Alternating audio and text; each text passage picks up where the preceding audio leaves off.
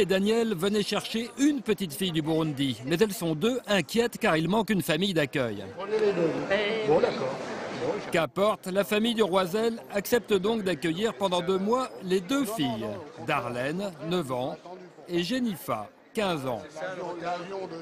Les jeunes filles viennent à Paris se faire opérer du cœur. Au Burundi, elles ne peuvent plus ni courir ni jouer avec les autres enfants.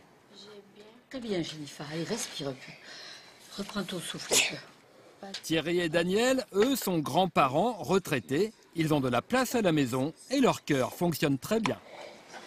Ça devient un peu nos enfants pendant 2 mois et on a envie de les protéger, de leur donner le maximum d'amour et tout. Ils comptent sur nous aussi.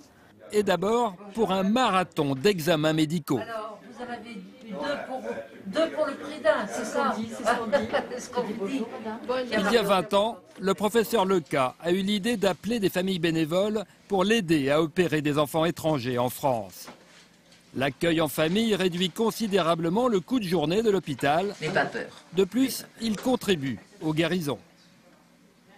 C'est incroyable, c'est miraculeux. Combien de fois on a vu des enfants qui arrivaient, d'abord fatigués évidemment physiquement, mais à tout point de vue, et qui quand ils repartent au bout d'1 mois et demi, 2 mois, ils trottent, ils galopent, ils rient, ils sont... Ah, les familles d'accueil, c'est magique. Hein. Magique encore, 15 jours après, un petit cœur tout neuf pour Darlène. Ça va mieux? Oui.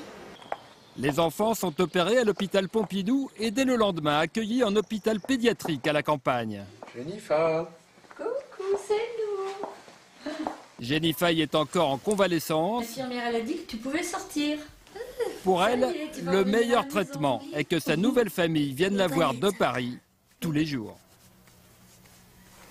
C'est quand même un choix de donner 2 mois de sa vie, mais le résultat est à la hauteur des efforts. Hein.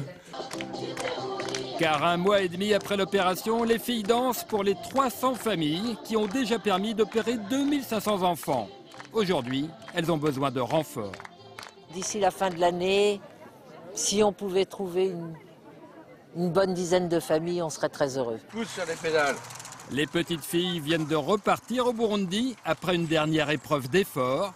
Thierry leur a également appris le vélo.